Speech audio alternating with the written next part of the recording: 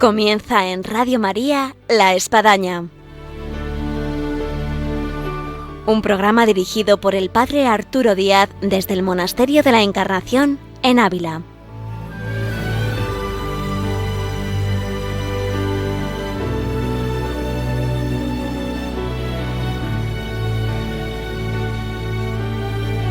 Hola, buenos días. Les habla el Padre Arturo Díaz. Bienvenidos a La Espadaña aquí en Radio María. Y como último viernes de mes, en este mes de noviembre, tenemos nuestra vida y obra de Santa Teresa con María Ángeles Álvarez.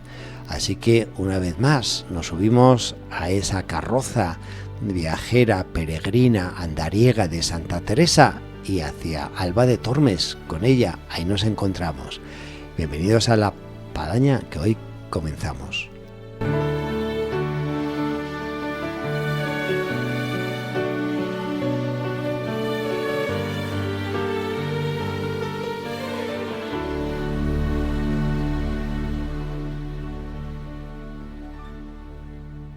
Hola, buenos días, María Ángeles. Buenos días, un saludo para todos. Nos encontramos y haciendo recuerdo y memoria a nuestros oyentes con Santa Teresa ya en Alba de Tormes, enfermita, achacosa y que está en el tiempo previo de su partida de esta vida a la otra. Sí, está ya muy mayor, como dijimos, que había llegado ya a Alba de Tormes el día 20 de septiembre, o sea, ya le quedaba muy poco tiempo de vida y que, bueno, pues que le habían diagnosticado ya pues una enfermedad terminal, tenía un carcinoma uterino y lo último que habíamos hablado en el programa anterior, pues que había tenido un derrame enorme y que realmente, bueno, pues que veían las hermanas que ya tenía muchísima dificultad, pues tanto para ir a misa como para comulgar, como para incluso moverse en la cama. En este momento, pues claro, como la madre estaba tan mala, pues comenzó a decirse que los superiores le habían impuesto un viaje demasiado duro para su situación. O sea, se empezó un poco a hablar y escribieron al padre Gracián determinadas personas diciendo, bueno, pues que había sido pues una especie de, diríamos, una barbaridad, ¿no? El que le hubieran hecho viajar en estas situaciones, que hubiera tenido que ir a Alba de Tormes, que no hubiera podido ir a Ávila, que era donde ella realmente quería ir. Pero bueno, así era. Ella, como hemos visto, padre, siempre pues la obediencia para ella le daba toda la energía para poder hacer aquello que sus superiores le mandaban, ¿no? Y para ella nunca supuso un problema, aunque vemos que estaba muy enferma. Este tema de la obediencia, María Ángeles, lo hemos tratado varias veces en nuestros programas, como Santa Teresa se deja caer y llevar de la obediencia y en el caso concreto manifestada por su director espiritual. Sí, ella veía en la obediencia siempre un poco la fuerza para seguir, es decir, si se lo mandaban, pues ella directamente lo hacía y en este caso, como vemos, incluso con riesgo de su propia vida, ¿no? En el dictamen del médico, pues nos dice que, pues eso, pues que recuerde que tenía 67 años, como si leyéramos un poco la hoja en la que iba escribiendo su médico todo el historial, ¿no? 67 años, que tenía flujos de sangre muy a menudo, que tenía la cara bastante pálida, que había sido sometida a un esfuerzo brutal al final de sus días, que estaba mal alimentada, algo que vimos en los programas anteriores, ¿no? Que había tenido que comer unos higos como todo alimento, y que además seguía, como también hemos visto, con angustias y con disgustos, ¿no? Que no se le van a ir hasta los últimos momentos de su vida, ¿no? Pero hay una cosa que a mí me ha sorprendido de estos momentos finales de la santa, es que frente y a pesar de este estado de salud tan tremendo y este malestar terminal ya que tenía, pues ella estaba muy preocupada por la marcha de la casa y por la marcha de otros conventos, como vamos a hablar hoy, ¿no? Y como ella estaba pendiente de todo, cómo iba la casa, cómo se llevaban a cabo las cosas, ¿no? En fin, fue elegida como priora de Alba de Tormes la madre Inés de Jesús, que era una madre con la que la santa no se avenía mucho. Ya. Y que, bueno, según nos cuentan las crónicas, tampoco es que la tratara a la santa con demasiado cariño, porque la aisló diciéndola que no viniera nadie a visitarla, que la dejó ahí cerrada en la enfermería. la mandó estar siempre en clausura y no dejó que ningún seglar de los muchos amigos que sabemos que tenía la visitara, y que solo permitiera que la pudieran ver el médico y los frailes que iban a hacer de confesores, ¿no? Bueno, pues estos momentos finales también como pasó con San Juan de la Cruz, ¿no? Que nos llama la atención, ¿no? Y también lo habíamos visto en el programa anterior. Estas hijas, lo vimos, sí. Que bueno, pues que ya van teniendo su propia personalidad y su propia manera de entender las cosas y que le hacen frente a la madre, y que nos llama la atención que lo hagan en un momento en el que ella está tan mal, está terminando sus días, y que era la madre fundadora, no era simplemente la superiora, ¿no? En fin, como vemos y hemos comentado, padre, pues la vida a todo el mundo le resulta difícil, incluso a los santos, ¿no? Incluso a los santos fundadores como Santa Teresa, ¿no? Y la dificultad de seguir adelante con las cosas y los problemas que cada día nos plantea. Y cómo nos hace tocar la realidad de estos santos. Santos que en el tiempo pues ya los vemos muy canonizados, muy místicos, muy doctores de la Iglesia, pero vamos que tuvieron que pasar las mil y unas en su camino aquí por esta tierra. Sí, hasta el final, como vemos, sí. Hasta el hecho final, el hecho de muerte de la pobre santa, y estas hijas que habían entrado con ellas y que luego realmente son los pilares de la Reforma, pero bueno, que ellas también tenían su personalidad y también sus moleses, se sentían molestas por cosas o por, en fin, cosas humanas que todos podemos entender. Lo que decía, que la santa, a pesar de estar muy mayor y muy enferma, pues estaba pendiente de todas las cosas que sucedían en sus palomarcicos y vio que se había comprado una casa para el convento de Salamanca, que todavía, ya hemos hablado mucho de él, sí. Que todavía seguía en el aire. Y que la superiora, Ana de la Encarnación, pues que había cogido la casa a un precio más elevado de lo que la madre pensaba que debía de valer esa casa. Y entonces la santa en estos momentos finales pues le decía al provincial que no aprobara esta compra, que se podía negociar a un precio mucho más económico, ¿no? Y realmente al final se terminó alquilando otra casa que habían divisado desde Valladolid. Vemos nuevamente la santa cómo está pendiente, ¿no? De todas las cosas hasta el final de sus días, ¿no? Y como ella tenía esa mente en el fondo tan lúcida, ¿no? O sea, el cuerpo podía estar realmente muy machacado físicamente, ¿no?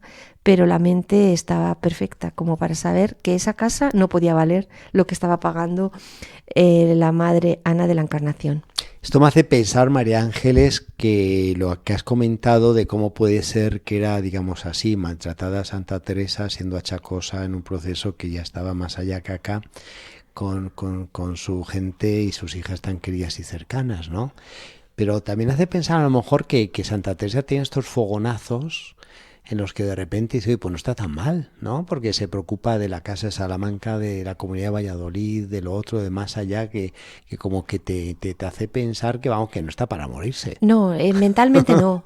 Físicamente su cuerpo se estaba agotando, ¿no? Estaba súper debilitado con tantas hemorragias, pero vemos que ella estaba perfecta a nivel mental y que seguía preocupada de toda la obra, ¿no? Y de toda la reforma. Yo creo que el programa que estamos haciendo junto con los anteriores está dando mucha luz a aquellas personas que están cuidando personas enfermas, personas de edad, en estas diferentes situaciones, sea de que parece que ya están acabándose, como que vienen otra vez a tomar auge, en fin, a resucitar y están en esa situación no fácil, y saberlas llevar. Sí, saber llevar estos momentos finales pues con paz, con fe, ¿no? Y con caridad también, ¿no? Que son momentos muy duros para todos, para las personas que lo sufren y también para las familias, ¿no? Bueno, sí que es verdad que este aislamiento al que le sometió la superiora de Alba, Inés de Jesús, pues se rompió para que la santa pudiera recibir a su hermana doña Juana de Ahumada, que probablemente la visitó el día 1 de octubre. Tengo yo recogida una relación biográfica inédita de José Gómez Centurión que dice así, que le dijo a su hermana. Hay que recordar que doña Juana de Ahumada era la hermana pequeña de Santa Teresa. De las 3 mujeres dentro de los 12 hermanos, la mayor de las hermanas era María, incluso la mayor de todos los hermanos, y luego la pequeña era Juana, y que Santa Teresa estaba como una especie de sándwich ahí en mitad de tantos hermanos, ¿no? Pero esas son las tres hijas de esta familia, y esta era la pequeña, Juana Domada, con la cual habría, me imagino, pues una relación muy especial, muy especial, muy porque la santa había sido también un poco madre para ella, había sido la que le había llevado, y sabemos que la había educado. A mucho. Los 12 años, pues Juana debía de ser, un bebé. Sí, aquí en la Encarnación estuvo Juana también con la santa, y en fin, que tenían una relación muy, muy estrecha. Dice esta relación biográfica inédita, dice así. Sí.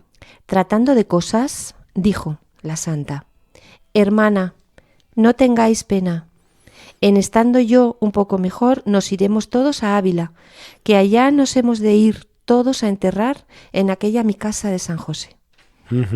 Bueno, pues esta es una de las notas que siempre se han, y junto con otras, ¿no?, que se han recogido pues para ese interés que ha habido a lo largo de la historia y esa disputa entre dónde enterrar a la santa, ¿no? Dónde era la voluntad de la santa enterrarse, si quedarse en Alba de Tormes o ir a Ávila, al convento de San José. No, bueno, pues aquí se ve que ella tenía esta idea, porque ella, no, yo creo que en el fondo, aunque se sintiera enferma, no pensaba que se iba a morir ahí en Alba de Tormes. Ella pensaba que todavía le quedaba vida como para poder ir hasta Ávila y poder enterrarse en San José, que había sido su primera fundación, donde también estaba enterrado su hermano, en fin, porque San José ella también lo concibió como un sitio de enterramiento familiar. Y hay que recordar además que es que ella era de la comunidad aquí de Ávila de San José, y por si fuera poco, es que era la priora. Era la priora y era como su sitio. Entonces, por tanto, una monja que estaba fuera de clausura en razón de, y una dispensa de fundación de otro convento que había sido Burgos, pues es lógico, o sea, que volviera a su comunidad. Como sabemos todos, pues no fue así. Y murió. Pero bueno, eso lo dejamos para otros programas, una vez que ya se nos vaya Santa Teresa al cielo, y quizás a lo mejor comentemos luego lo que hubo en sí, por decirlo de alguna forma, de disputa de dónde debía ser enterrada y dónde quedó Santa Teresa enterrada. El día 1 de octubre ella pidió que la pusieran en la enfermería alta para poder asistir desde allí a la misa, ya que no se podía levantar de la cama. Dice la hermana Ana de San Bartolomé, su enfermera y su ayudante en todo, que la santa le dijo: 2 días antes de que se muriese, me dijo, estando a solas: hija, ya es llegada la hora de mi muerte. Bueno, esta idea pues lo recoge en su autobiografía la hermana Ana de San Bartolomé. No, o sea, ya la santa se daba cuenta que se estaba acercando su fin, que estaba llegando su hora. El día 2 hizo venir al padre Antonio para confesarse. Y madre, le dijo, madre, pida al Señor, no nos le lleve ahora, ni nos le deje tan presto. Y ella respondía: calle, padre, ¿y tú has de decir esto? Ya no soy menester en este modo. Es decir, mire, padre, no, ya no le pido al Señor que me lleve, ni que no me lleve, no, que estoy en las manos del Señor, y lo que sea, pues lo aceptaré y para adelante, ¿no? Un poco el confiar y ponerse en las manos del Señor. Quizá la confianza es una de las grandísimas lecciones que hemos ido viendo en tantos programas que nos ha dejado la Santa. Confiar en el Señor y ya está, ¿no? Y dejarnos en sus brazos, y también en estos momentos finales de la vida. Sabemos un poquillo qué tratamientos eran los que se le aplicaban en la época, ¿no? Que eran unas ventosas, ¿no? Y por otro lado, unos palitos de regaliz en la boca. A mí este pequeño dato que he sacado pues me ha parecido como curioso también, ¿no? Sí. Es decir, el regaliz, pues decían, bueno, pues no sé si tendría algún valor puramente medicinal, o si sencillamente el palito de regaliz era un poco pues para consolarla o para entretenerla o para, no sé, aquí que nos hablen los médicos, que llamen a nuestro programa y nos digan: oye, miren, que era por esta razón, de alivio, de medicación o sabe Dios qué. Bueno, un palito de regaliz, así cuando veamos los palitos de regaliz nos acordaremos de nuestra querida santa y cómo estaría con ellos ahí en la boca en estos momentos tan duros, finales de su vida. Su sobrina Teresita nos cuenta estos momentos en una relación del proceso de Ávila que voy a leer. que es yo creo, pues como hemos hecho siempre en el programa, ¿no? El ir a las fuentes originales y dejar a las personas, a la propia santa y a las personas que la rodeaban hablar, pues nos ponen directamente en situación sin tener que contarlo nosotros por encima, ¿no? Sin duda. Dice Teresita: en aquellos pocos días que estuvo en la cama, padeció muchísimo, porque permitió Dios que sintiese mucho la enfermedad y otras descomodidades que tuvo, y poco antes de su muerte ordenó no dejasen de temer los asombros de la muerte. También la afligía la memoria de sus pecados, como si fueran grandes, y no hacía sino pedir a Dios perdón de ellos, y que no mirase lo mal que le había servido, sino su misericordia con la cual y su preciosa sangre esperaba salvarse. Repetía muchas veces aquel medio verso de David: cor contritum et humiliatum Deus, no despicies. Y también el encargar a las monjas que mirasen sus constituciones y las guardasen con particular cuidado, y no mirasen a lo que ella había hecho y el mal ejemplo que les había dado. Qué hermoso. Creo que es un texto precioso en el que aparece nuestra santa retratada interiormente en toda su verdad. Mano por su sobrina y en ese momento que ella era testigo de lo que estaba sucediendo. Exactamente, ¿no? Como ella decía, ¿no? A mí me impresiona, ¿no? Cómo se afligía de sus pecados, ¿no? Cómo ella se sentía una mujer pecadora, una mujer que estaba en las manos del Señor para recibir su misericordia, que era la única que podía salvarle. Como ella también tenía esta preocupación de no haber dado buen ejemplo a sus hijas.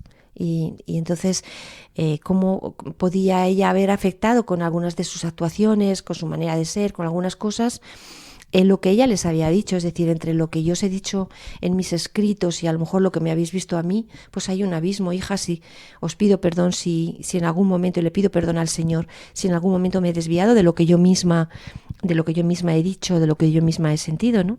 Que quizás es una cosa que también nos conmueve profundamente.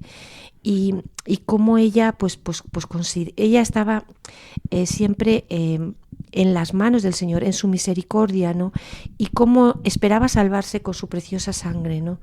Y este precioso verso de David, ¿no? Que no desprecie, Señor, a un corazón humillado, no lo desprecie, Señor, ¿no? Un contrito y humillado, quizás uno de los versos que más sabemos que Santa Teresa repetía en su interior, sintiéndose como se sentía, ¿no? Una mujer pecadora. Sí. Ese Miserere, Salmo 50, que tanto dice y que se pone en los labios de Santa Teresa en este trance de su vida, de esta vida a la otra. Sí, exactamente, y que ella repetía, ¿no? Muchas veces todo el ejercicio y la oración, ¿no? De las horas que tienen las hermanas la liturgia, de la liturgia, ¿no?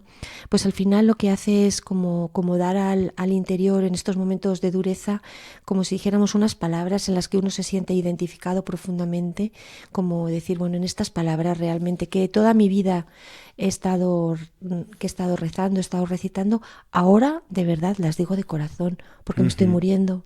Cierto. Y pongo mis manos en las manos del Señor, mi vida, ¿no? Es un momento realmente muy bonito, muy bello de la vida de Santa Teresa.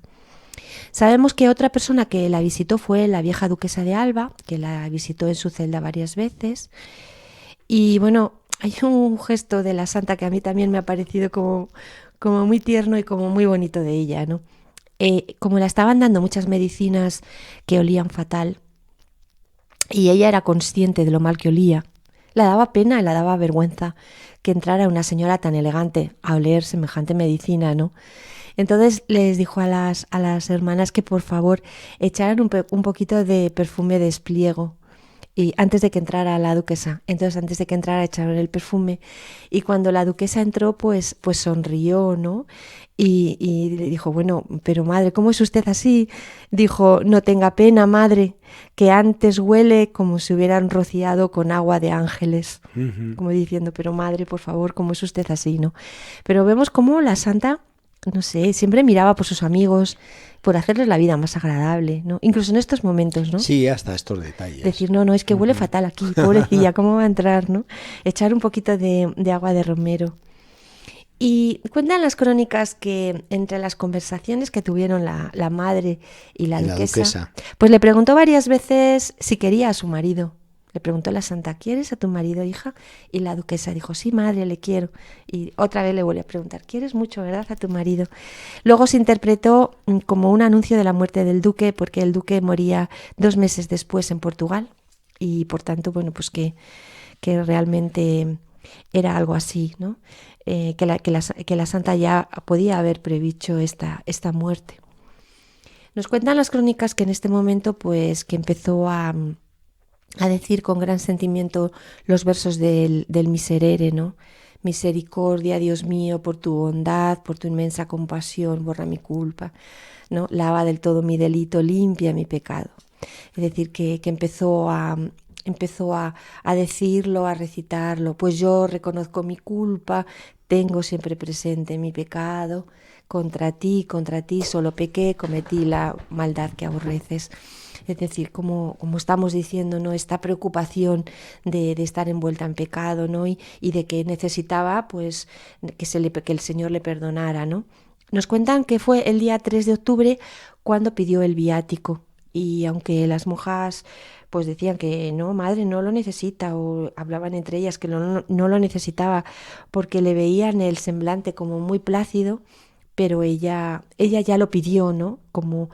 Eso es como una especie de auxilio, ¿no? En estos momentos finales, es decir, necesito el viático para poder continuar en este final tan duro. Y en este momento ya nos cuentan las hermanas que no se podía mover, que no se podía dar ni siquiera la vuelta en la cama y que era ayudada por varias monjas y que bueno, que ella cuando llegaban con el Santísimo Sacramento se incorporó un poco, con un poco de ligereza, ¿no? Pero que realmente se encontraba ya muy postrada en la cama. La tenían a la santa acogida en brazos, la tenían cogida en brazos la hermana Juana del Espíritu Santo y Ana de San Bartolomé, ¿no?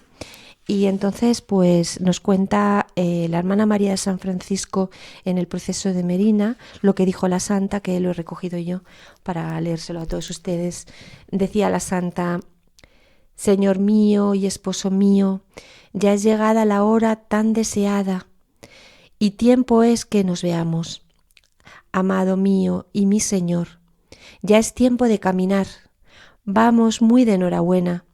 Cúmplase vuestra voluntad. Ya es llegada la hora en que yo salga de este destierro y mi alma goce un poco de vos, que tanto he deseado. Uh-huh. Es decir, bueno, este es tiempo de caminar. Es una de las frases que siempre se ha repetido lapidaria de Santa Teresa. Y es lapidaria, pero es que realmente era lapidaria. Es decir, estaba Santa Teresa muriéndose, ¿no? Y es tan bonito este texto, ¿no? Se ha hecho muchos comentarios de esta frase, no cabe duda, porque inspira mucho. Por un lado, no cabe duda de aquella que ha caminado, que ha peregrinado, que ha sido andariega y que ya le falta la última meta, el último camino que le está alcanzando, que es la eternidad. Pero por otra parte también como que hay una invitación, yo leía este comentario, a aquellos que todavía estamos en este tiempo de caminar, cómo debemos de aprovechar el tiempo que el Señor nos concede para caminar debidamente y con paso firme hacia esa meta. Entonces sí. Como que tiene dos vertientes, digamos así, la celestial de quien ya está tocando como ella y la terrenal de quien pues todavía está en ese camino. Sí, no. Y sobre todo a mí lo que me impresiona es de esta mujer ya tan terminal, tan mal, esta energía. Ya es tiempo de caminar. O sea, yo creo que también es una frase que se ha recogido mucho porque empuja. Es una frase que te empuja. Tiene fuerza, tiene vitalidad. No es un mortecina. No es me estoy muriendo. No le sale a cualquier moribundo esta frase. Es decir, es tiempo de caminar. Y yo creo que es algo que nos hemos repetido muchas veces, padre, los que leemos y queremos a la santa, decimos, es tiempo de caminar, como usted dice. Es decir, ella lo dijo en el sentido de es tiempo de ir al cielo, es tiempo de pasar a la otra vida, pero también a nosotros muchas veces nos lo decimos, es tiempo de caminar, no es tiempo de parar, ¿no? Exacto. Y ahora que sabemos en qué momento lo dijo la santa, y con esta energía, con esta alegría, en ese momento tan duro, pues todavía es más bonito, todavía es más hondo, cuando dice que vamos muy de enhorabuena, ¿no? Vamos muy de enhorabuena, vengo, adelante, cúmplase vuestra voluntad, ¿no? Yo invito a nuestros oyentes a que se pongan esta frase ahí delante, en ese pizarrón a lo mejor del despacho, en ese taxi en el cual trabajo, en esa cocina en la cual elaboro la comida de casa, en esa mesa de estudio de estudiante. Es tiempo de caminar. Es tiempo de caminar, ¿no? Y con esta alegría de la santa. Es tiempo de caminar. Vamos muy de enhorabuena. Venga, vamos con alegría. Es tiempo de caminar, ¿no? También nos cuentan que daba gracias a Dios después de la comunión por haberla hecho hija de la Iglesia. Esto es algo también muy bonito de la santa que hemos dicho muchas veces, ¿no? Ella era muy consciente del regalo que era ser hija de la Iglesia y morir hija de la Iglesia. Siempre lo había dicho. Yo quiero seguir siendo hija de la Iglesia, ¿no? El regalo que tenemos, que no somos conscientes muchas veces, ¿no? Y el poder seguir siéndolo hasta los últimos momentos de nuestra vida, hijos de la Iglesia, ¿no? Y creo que nuevamente también es otra cosa bonita, preciosa de la santa, ¿no? Esa preocupación y a la vez esa acción de gracias al Señor por poder morir hija de la Iglesia, por no haberse desviado, ¿no?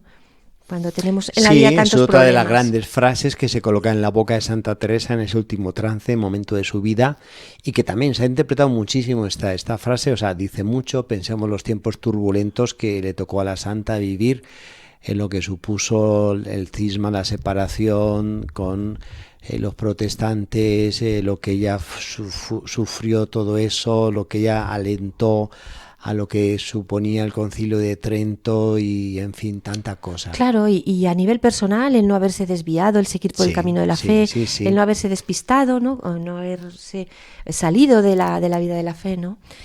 El día 3 de octubre a las 9 de la noche pidió ya la extrema unción y bueno, nos cuentan las crónicas también algo que me parece también muy duro, es que la madre priora no estuvo en ninguno de todos estos momentos. Me imagino que luego una vez que muriera la santa diría, ¿pero qué he hecho? Pues sí. Me he perdido momentos únicos. O sea, el poder estar tener la posibilidad, ¿no? Que no tiene todo el mundo, de poder estar, cualquiera de nosotros hubiera acompañado a la santa. Echemos una capa de beneficencia, a lo mejor hubo unas ocupaciones muy urgentes dentro del monasterio, de la comunidad, en fin. Esto también es una llamada para los oyentes que tienen pues personas delicadas, enfermas, mayores, esa atención que pueden ser los últimos momentos. Sí, y que ya momentos que no vuelven, ¿no? Exacto. Y que, bueno, pues esta priora que sabemos que estaba un poco enfadadilla por alguna cosa, o muy enfadada, no sabemos muy bien, pero bueno, estaba disgustada, se perdió estos momentos, que estas otras hermanas, o el padre Fray Antonio, ¿no? Pues también, Fray Antonio le preguntó a la madre en este momento cuál iba a ser su voluntad, si quería reposar en Alba o volver a Ávila con sus restos. Y le dijo la santa, Jesús, eso has de preguntar, Padre mío, ¿y yo tengo de tener casa propia? Y mirando con pena le dijo a su enfermera, ¿aquí no me darán un poco de tierra? Pues María Ángeles, yo creo que lo dejamos aquí, porque nos van a tocar para el final del programa y si no, nos cortan y nos meten con el siguiente programa. Pero yo creo que queda así, en que hay que decir, no me puedo perder la próxima espadaña. La pobre santa está muriendo, pero estamos en un final muy bonito y muy glorioso que no podemos perder. Bueno, pues quedamos aquí emplazados a nuestra próxima vida y obra de Santa Teresa con María Ángeles Álvarez en La Espadaña, en Radio María. Hasta entonces y gracias, María Ángeles. Hasta luego.